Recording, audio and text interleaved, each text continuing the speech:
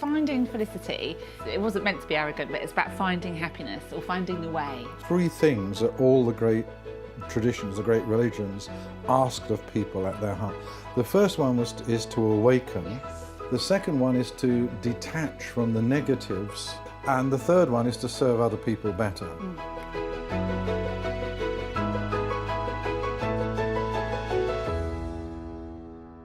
The structure of finding love or felicity or whatever is one of the key components of it is meditation. There's nothing more important than meditation. Yeah. But it doesn't have to be 20 minutes a day or 20 minutes twice a day. And really boring. I'm glad you said that.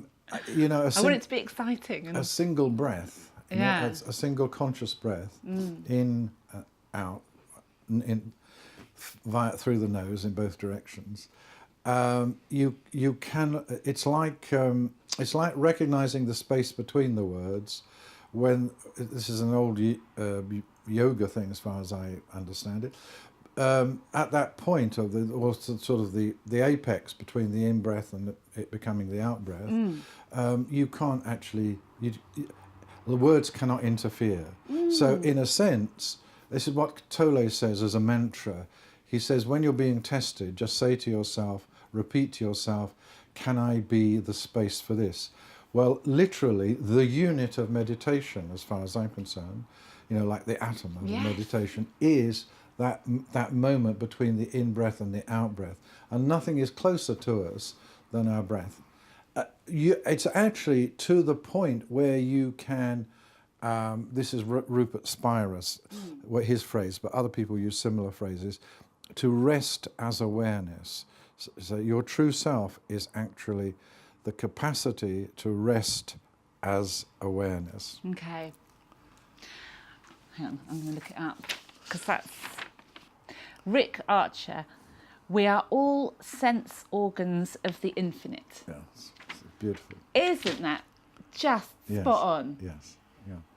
And we can only be that when that's inner static. Yes. That's quietened at least sufficiently. Yeah.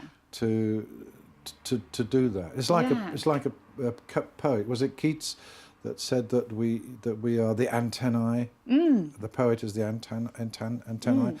But it doesn't. It requires dedication and focus, but it doesn't require necessarily long periods of time, because once you're there, a single breath takes you there again. And also, the distinction is between the dual world and the non-dual world. And the non-dual world is eternity, it is bliss, it is... and once you have visited there a few times, and most people have anyway, just by an experience of beauty, anything that... You can start with this, anything that takes you out of yourself... Yes. It is basically the experience. But if it's a child's smile, or some beautiful landscape, or an astonishing piece of art, anything that takes you out of yourself in that way gives you that increment, that basic unit. And what happens after that is that all the things that seem to be disconnected actually take on a new life. And it's like if you've had a cataract operation, which I have, I'm telling you, there's no intensity of colours like the time when you pull the bandage off your eye and see the world again. Yeah. So that's what happens. So as soon as you get used to going home, which is what the non-dual is, the non-dual is something about which you can only point. The Zen masters teach us this. Yes. You cannot describe it in words. Yes. You can only point. But once you've been there, Yes. even in sort of fragmentary things, then you can go there whenever you want, and it makes anew all the aspects of the dual world. The dual world is where you have to pay the mortgage, you have to remember to put the rubbish out, and all the rest of it. Yes.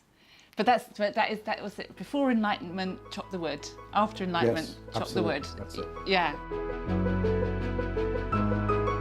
So for me, I think love, the realisation of love, was part of my awakening.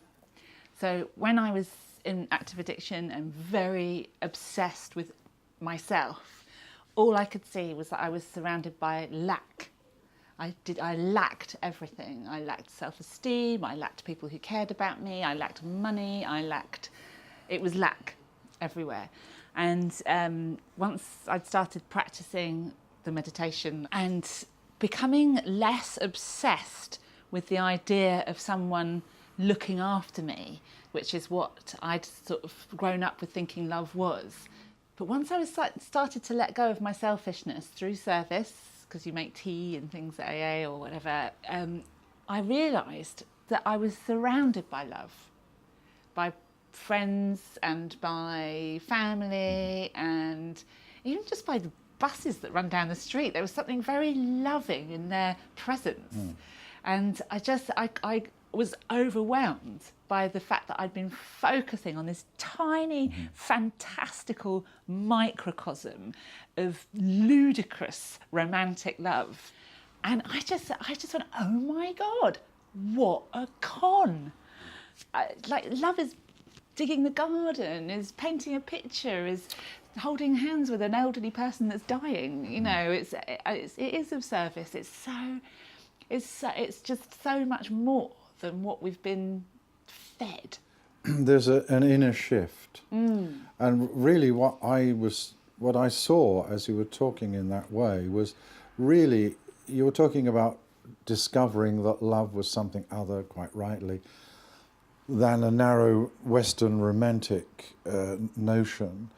But really you were discovering that you were much more. I mean, for example, you can receive much, because unless you can receive gestures from other people, this little act of kindness and so on, when we're really hunched up and, you know, I hate the world, I hate me, I hate all the things that have happened to me, then of course that literally is a kind of jail that you've of the worst and the kind, none of the good things that were probably there all along. Oh, absolutely. Can be so. It's a bit like sensibility, which is an old-fashioned term in relation to art. But unless and until you've got the sensibility for a particular kind of art, it's meaningless. It doesn't feed you. Yes. But when your sensibility broadens and deepens, then you do, and that is a self-discovery in reality, and the discovering of the true self. I mean, quite a few jokes, including by Eckhart Tolle, about people going to India to find themselves. I mean, it's really you are there all along. That your Buddha self is there. Just get out of the way, or get the stuff that's between your Buddha self. The Waterboys song, you know, you saw the whole of the moon. Yes. And they just stayed in their room. Yes. So, I mean, people do all kinds of things. Don't they? That's why you should take a lot of care when it comes to choosing teachers. If they don't walk the talk, they're not worth your time. No. And the other thing to remember is that great teachers are all basically saying the same thing in slightly different ways or from different traditions. And can we just go back to the resting in awareness? Yes. So tell me your experience of resting in awareness. That particular phrase is from Rupert Spira, who's a contemporary teacher of non-duality. Wonderful man. You're warm to him. He discovered Rumi at 16. He was on his spiritual journey for 30-odd years. The penny dropped for him when he came across his teacher, who was a man called Francis Lucille, whose teacher was a man called Klein, whose teacher was someone in India. So there's actually a lineage there. Yeah. And he uses the term to rest in awareness as being in that state in which none of those troublesome thoughts or feelings are throwing you off course. In reality, awareness, which is why I always capitalize it, is the whole, W-H-O-L-E, not black, out of which each of us is an emanation. So each of us is individuated. Yes. out of that wholeness. It's the source, if you want to call it. Yes.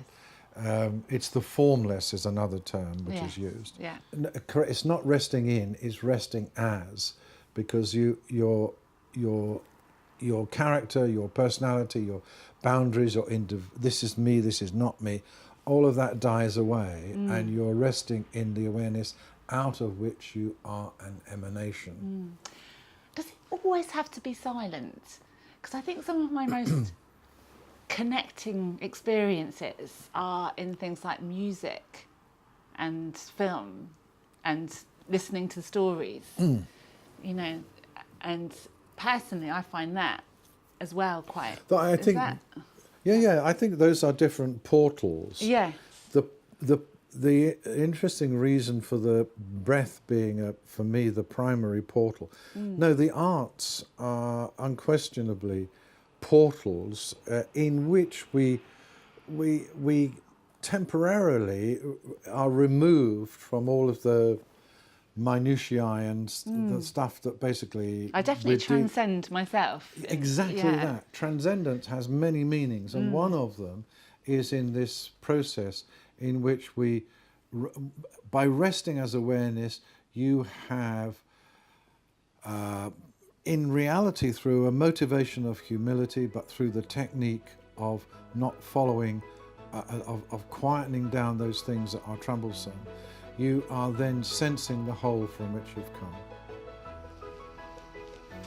Well, I think that's a perfect place to stop, quite frankly. It is a perfect place to stop.